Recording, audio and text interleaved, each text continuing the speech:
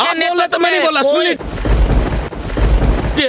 मुरली मनोहर जैसे लोगों को रिटायर कर दिया गया है। विकास हुए, लेकिन अभी कुछ मूलभूत ऐसी समस्याएं रही हैं जो किसानों की समस्याएं भी रही हैं, उन पे उतना उनको लाभ नहीं मिल पाया है। 5 साल ये नहर प्रस्ताव भेजते रहे, इतनी जर्जर अवस्था में है, अगर कोई बीमार व्यक्ति उस पर चलेगा तो मृत्यु होने की भी आशंका है। आज हमारे देश में जो भी है सिर्फ कांग्रेस की देन है। हमारे देश में सुई नहीं बनती थी, आज हम एरोप्लेन पोड़ रहे हैं। उत्तर प्रदेश और हरदोई को अगर हम जोड़े तो बेड़ा गर्क कर दिया है भारतीय जनता पार्टी ने। अखिलेश जी ने जो उनके साथ में किया है, पीठ में छुरा भोंका है, उसका उनको परिणाम 10 तारीख को जरूर मिल जाएगा। ये सब बातें झूठे क्यों बोल। उत्तर प्रदेश विधानसभा चुनाव 2022 की रणभेरियां बज चुकी हैं। राजनीतिक दलों ने अपने अपने तरीके से तैयारियां भी शुरू कर दी हैं और जनता को मनाने के लिए जनता के दरवाजे बजा रहा है। आज हम बात करेंगे हरदोई जनपद के 159 विधानसभा बिलग्राम मल्लावा विधानसभा क्षेत्र से। हमारे साथ पैनल में हम बात करेंगे समाजवादी पार्टी से फैजान अहमद है, बहुजन समाज पार्टी से मन्नू सिंह आज़ाद है, वहीं भारतीय जनता पार्टी से रंजीत त्रिवेदी और कांग्रेस पार्टी से अरविंद कुमार हैं। तीसरे साथी के रूप में बात करेंगे वरिष्ठ पत्रकार हैं माया प्रकाश अग्नोत्री जी। क्योंकि पत्रकार किसी जाति और धर्म और मजहब और किसी राजनीतिक दल का नहीं होता है, वो समाज के लिए होता है और ख़ास करके नेताओं को आईना दिखाने का काम करता है। बेसिक तौर पर जो समस्याएं हैं मल्लावा बिलग्राम विधानसभा क्षेत्र की, सीधे हम जानेंगे। पत्रकार साथी जो हमारे हैं, हम इनसे जानेंगे क्या यहाँ की समस्याएं और राजनेताओं ने देश की आज़ादी के बाद कितना काम किया है यहाँ पर। जी, यहाँ पे अपने क्षेत्र में विकास हुए हैं, लेकिन अभी कुछ मूलभूत ऐसी समस्याएं रही हैं जो किसानों की समस्याएं भी रही हैं, उन पे उतना उनको लाभ नहीं मिल पाया है जितना उनकी मतलब अपेक्षाएं थीं सरकार से।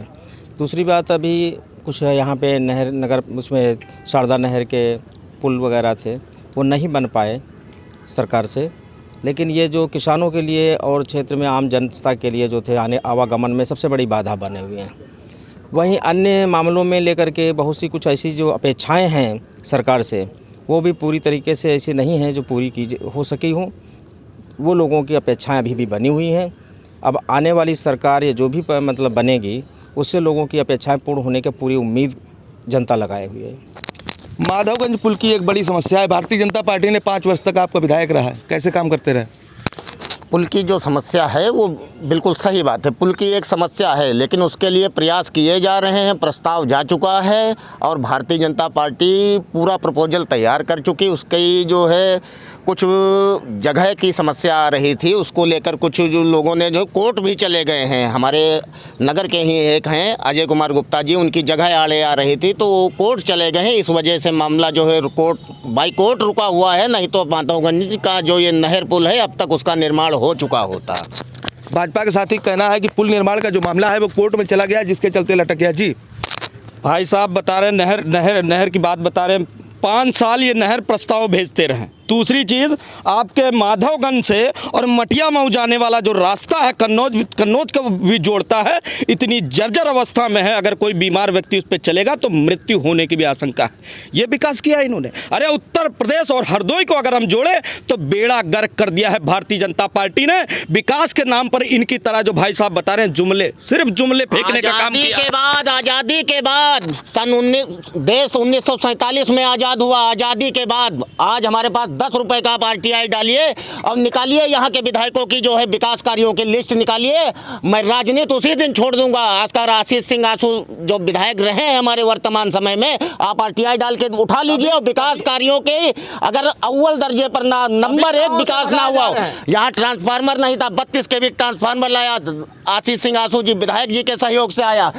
बघौली रोड का नरक कौन नहीं जानता था? बघौली रोड का नरक माननीय विधायक जी द्वारा दूर किया गया। ये भी बघौली रोड का नरक बना हुआ है। बघौली से प्रताप नगर आप 1 घंटा 10 मिनट की अब दूरी लगती है बघौली चौराहा पहुंचने में। पहले 1.5 घंटा का समय लगता था बघौली चौराहे। समाजवादी पार्टी और भाजपा चूंकि एक दूसरे के विपक्षी दल हैं और लगातार सवाल उठते रहेंगे, एक सीधा सवाल जनता का है। बाबट मऊ में 300 अस्पताल तैयार किया गया है।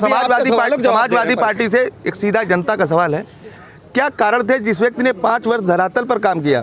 आपकी पार्टी ने, उनका कहना है कि पाल समाज के पीठ में खंजर और समाजवादी और सुभाष पाल को अपमानित करने का काम किया टिकट न देकर। कोई अपमानित करने का काम नहीं किया गया है। समाजवादी पार्टी हर ज़मीनी व्यक्ति को मौका देने का काम करती है हमारी पार्टी। पिछली विधानसभा चुनाव में आदरणीय सुभाष पाल जी को लड़ाया गया था, लेकिन इस बार क्योंकि माननीय राष्ट्रीय अध्यक्ष जी का ये फैसला है और उनको दिखा कि जो मेहनत करेगा समाजवादी पार्टी में उसको प्रत्याशी बनाया जाएगा। और मैं आपसे वादा और पूरा भरोसा दिलाता हूं कि आगामी जो चुनाव हैं और जो रिजल्ट आएगा आप परिणाम देख के बहुचक्के रह जाएंगे। यहाँ से समाजवादी पार्टी की बहुत ही भारी मतों से 50,000 से भी ज़्यादा वोटों के साथ समाजवादी पार्टी का प्रत्याशी जीतने जा रहा है। हमारे साथ बहुजन समाज की पार्टी के भी नुमाइंदे हैं, हम इनसे जानेंगे क्या कारण थे आपका दल जो है इतना कमज़ोर हो गया कि आपको उधार का प्रत्याशी लेना पड़ गया। नहीं, ऐसी कोई बात नहीं है, तो लोगों की भ्रांतियां हैं। बहन जी जो करती हैं वो खुद अपनी सूझबूझ से करती हैं, न किसी के बहकावे में आती हैं, न किसी से लोगों में भ्रांतियां फैली हुई हैं कि पैसा लेकर के काम करती हैं, ऐसा करती हैं वैसा करती हैं। ऐसा कुछ नहीं है। बहन जी के कार्यकाल में, बहुजन समाज पार्टी के कार्यकाल में जो विकास कार्य हुए वो वास्तव में ज़मीनी और धरातल पर वह दिखाई देते हैं। न जाने कितने कितने मेडिकल कॉलेज अन्य कार्य मतलब किए गए, कोई भी किसी प्रकार का पक्षपातपूर्ण रवैया नहीं अपनाया गया, जिससे कि मेरी आशा और पूर्ण विश्वास है इस बार बहुजन समाज पार्टी को ने जो अपना निर्णय लिया है वो उचित निर्णय लिया है। मैं उनका स्वागत और सम्मान करता हूँ। 70 दशकों से ज़्यादा राज किया कांग्रेस ने, समस्याएं जिसकी तस है, दोषी कौन? नहीं, आप ये बिल्कुल ठीक नहीं कह रहे हैं। आज हमारे देश में जो भी है सिर्फ कांग्रेस की देन है। हमारे देश में सुई नहीं बनती थी, आज हम एरोप्लेन पोड़ रहे हैं। दूसरी बात, अभी भाई साहब ने बताया कि ज़मीनी स्तर पर जो राजनीति करेगा, अखिलेश जी ने गलत नहीं किया है। हमारे नेता के साथ में कितना गलत किया है पूरी हमारी विधानसभा की जनता जानती है। ये खूब अच्छे तरीके से जानती है। 3-4 महीने पहले, 6 महीने पहले आने वाला व्यक्ति जो बूथ स्तर का नेता नहीं होता है, उसको हमारे राष्ट्रीय नेतृत्व ने टिकट थमा दिया, जो आज चौथी पोजीशन पर हैं। आप सर्वे करा लीजिए, आप सर्वे कर रहे हैं। और लेकिन मेरा नेता ज़मीनी स्तर पर उसने कटरी कछंदों में बाढ़ आने पर तमाम ढाबे खुलवाए, तमाम लड़कियों की शादियाँ कराई, पूरी बारातें निपटाते हैं, ज़मीनी स्तर पर काम करता है। कोई भी उनके घर पहुँचा होगा, कभी निराश होकर नहीं लौटा होगा। वो शख्सियत है सुभाष पाल किसी दल और किसी उसके मोहताज नहीं है। आज उनको कांग्रेस ने सम्मान दिया है, अपनी पार्टी में शामिल किया है। समाजवादी पार्टी से देखिए, सुभाष पाल जी की बात कर रहे हैं। मैं फिर कह रहा हूँ, उत्तर प्रदेश पूरे देश के अंदर किसी ने अगर लोगों को सम्मान देने का काम किया, हम जैसे युवाओं को सम्मान देने का काम किया, अगर कोई दल है समाजवादी पार्टी है। सुभाष पाल जी को हमारे नेता यहाँ का जिलाध्यक्ष बनाने के लिए आश्वासन दिए, आगे आने वाले चुनाव MLC का भी आश्वासन दिया और भी उनको सम्मान दिया जाता। मैं फिर कह रहा हूँ, ज़मीनी सर्वे में जो मेहनत किया हमारे राष्ट्रीय अध्यक्ष श्री अखिलेश यादव जी ने, उसको प्रत्याशी बनाया है और वो जीतने वाला है। उनका कोई अपमान नहीं किया गया है और उनको तो कहा गया था जिलाध्यक्ष भी बनाने का आश्वासन दिया है। जनता का सवाल जी। जनता का नाम है, समाजवादी पार्टी का जिला सचिव हूँ, मेन पार्टी का जिला सचिव हूँ। यहाँ पर जो सर्वे हुआ है उस सर्वे का मैं घोर विरोध करता हूँ। 5 साल सुभाष पाल जी ने जो संघर्ष किया, नरेश अग्रवाल शेर के सामने उसको लड़ाया गया और एंड टाइम पर जब चुनाव आया तो उसका टिकट काट दिया गया और टिकट ऐसे व्यक्ति को दिया गया है जो ब्लॉक पर के चुनाव में अपना पर्चा नहीं भरवा पाए थे। समाजवादी पार्टी का क्या जवाब रहेगा? मेरा फिर यही जवाब है, ये हो सकते हैं सुभाष पाल जी के समर्थक हों, वो ठीक है। मेरी बात सुनिए। देखिए, अगर आप पार्टी के होते तो माननीय राष्ट्रीय अध्यक्ष जी का निर्णय जो किया है उसका विरोध ना करते आप। माननीय राष्ट्रीय अध्यक्ष जी ने जो निर्णय किया, लोकतंत्र में अपनी बात रखने का हर व्यक्ति को अधिकार है। ये जो सवाल सुन लीजिए सर, समाजवादी पार्टी में ये जो टकराव की स्थिति बन रही है कार्यकर्ताओं पदाधिकारियों में, भाजपा को इससे क्या लाभ मिलने वाला है? समाजवादी पार्टी की ये प्रवृत्ति रही है, ये कभी अपनों का सम्मान नहीं कर पाई। ये बात पूरा उत्तर प्रदेश जानता है। इनकी पार्टी में इनके घर के लोगों का सम्मान नहीं हुआ तो इनका लोगों कहां से होगा सम्मान? ठीक है। और भारतीय जनता पार्टी उत्तर प्रदेश में सरकार बनाएगी, पूर्ण बहुमत की सरकार बनाएगी, इसमें कोई संशय नहीं है। योगी आदित्यनाथ ही उत्तर प्रदेश के मुख्यमंत्री बनेंगे। उनका सवाल, आपके सवाल का जवाब अब मैं सीधे जनता के पास चलता हूँ। जी, वास्तव में राष्ट्रीय अध्यक्ष जी ने जो काम किया है वो बड़ी सूझबूझ के साथ में नहीं किया है। सुभाष पाल जी के साथ में घोर अन्याय किया है। चूँकि सुभाष पाल जी आज 10 साल से लगातार जनता की सेवा करते रहे हैं और आज भी कर रहे हैं, और कांग्रेस ने उन्हें जो टिकट देकर के सम्मान दिया है, और ये 10 मार्च को पता चल जाएगा कि ज़मीनी स्तर का नेता कौन है। वास्तव में सुभाष पाल जी 159 बिलिग्राम मल्लावा के प्रत्याशी थे और हैं, जनता के सेवक थे, जननायक हैं, गरीबों के मसीहा हैं, मजलूमों के मसीहा हैं। और समाजवादी पार्टी का क्या रिएक्शन है? मैं फिर कह रहा हूँ, माननीय राष्ट्रीय अध्यक्ष जी ने जो ज़मीनी सर्वे है, जो ज़मीनी मेहनत है, आप कह रहे हैं सुभाष पाल ठीक है, क्या टिल्लू जी ने यहाँ पे मेहनत नहीं की है?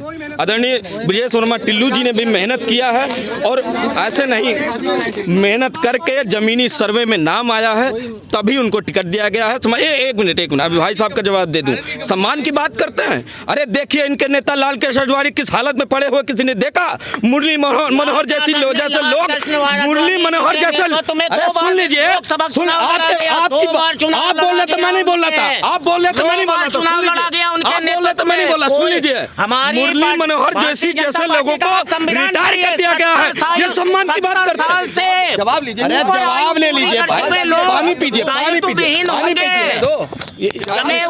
आप इनकी मानसिकता समझ लीजिए कि इनकी मानसिकता क्या है। नहीं चलता है यहाँ वंश। आदरणीय मनोहर पारीकर जी के सुपुत्र को टिकट नहीं मिला, राजनाथ जी के पंकज जी का टिकट कटा हुआ, कई बार कटा। समझ रहे हैं, वंशवाद की राजनीति करते हो, हम लोग वंशवाद की राजनीति नहीं करते, वंशवाद की बात करते हैं। बात कह रहे हैं इनके नेता राजनाथ सिंह के पुत्र को, राजनाथ सिंह के पुत्र विधायक कहाँ से है? एक मिनट, दूसरा चीज इनके गृह, अरे सुन लीजिए, इनके गृह मंत्री अमित शाह का बेटा बीसीसीआई का चेयरमैन, कितना बड़ा, कहाँ बीसीसीआई का चेयरमैन बना दिया जाएगा? बताइए, जवाब दीजिए।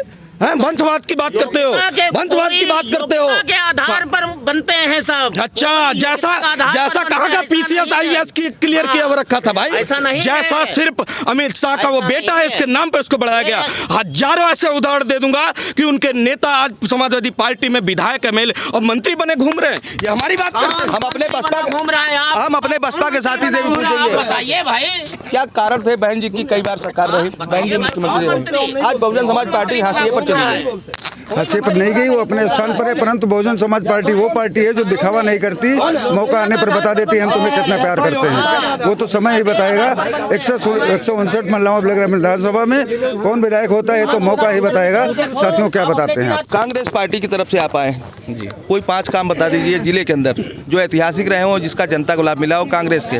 कांग्रेस पार्टी के ऐसे काम में एक काम आप अगर गिनना शुरू कर देंगे सवेरे शाम हो जाएगी। आप मनरेगा देख लीजिए, आप जमीनी स्तर पे जो काम है, मजदूरों को आज घर घर काम मिल रहा है, ये सब कांग्रेस की ही देन है। आप हमारे देश में जब कुछ भी नहीं थी, सारी मूल व्यवस्थाएं कांग्रेस ने बनाई, तो कांग्रेस पार्टी हमारी पुरानी पार्टी है, फिर सत्ता में आने जा रही है। कांग्रेस पार्टी कहीं से पीछे नहीं है। अगर कांग्रेस पार्टी सत्ता में पूरी तरह से नहीं भी आती है, लेकिन प्योर सरकार किसी की नहीं बनने जा रही, बिना कांग्रेस के कोई सरकार प्योर बनने नहीं जा रही। रही बात चुनाव की, इस चुनाव का बिल्कुल फूक चुका है। गाँव में आप जाइए, आप देखिए जाकर, सुभाष पाल के बहुत दीवाने लोग हैं, वो घर वाले जिनके घरों में खाना नहीं बना है, लोगों ने खाना नहीं खाया है कई दिनों से। ये दीवानगी उस नेता की, और लोगों ने, मैंने तो कल नजदीक से देखा है सुभाष पाल जी को, उतना ये मजबूत हृदय के नेता हैं, कभी झुके नहीं, डिगे नहीं, आंसू नहीं निकले उस आदमी के। लेकिन कल वो आदमी रोया तो विधानसभा बिलग्राम मल्लावा की 159 बिलग्राम मल्लावा की लाखों लाख जनता ने आंसू डाले हैं, और उनके जो है आंसू अभी रुक नहीं रहे हैं, जिसका परिणाम जो है 10 तारीख को मिलेगा। हमारे साथ भाजपा के साथी हैं, एक सीधा सवाल है, कह रहे हैं कांग्रेस के साथी कि बिना कांग्रेस के किसी की सरकार नहीं बनेगी। ऐसा नहीं है। आप उत्तर प्रदेश में आप जो है पिछला लोकसभा चुनाव 2014 चुनाव देख लीजिए, लोकसभा का 2019 का लोकसभा चुनाव देख लीजिए, उत्तर प्रदेश का पिछला, आप उत्तर प्रदेश जब बहन जी मुख्यमंत्री बनी मायावती जी, 7 में कितनी सीटें थीं? 12 में अखिलेश यादव जी मुख्यमंत्री बने तब कितनी सीटें थीं? 17 में योगी आदित्यनाथ जी बने तब कितनी सीटें थीं? जनाधार दिन पर दिन घटता जा रहा है। अगर ऐसा हमारे जो है साथी बात कहते हैं तो ये बिल्कुल मिथ्या बात है।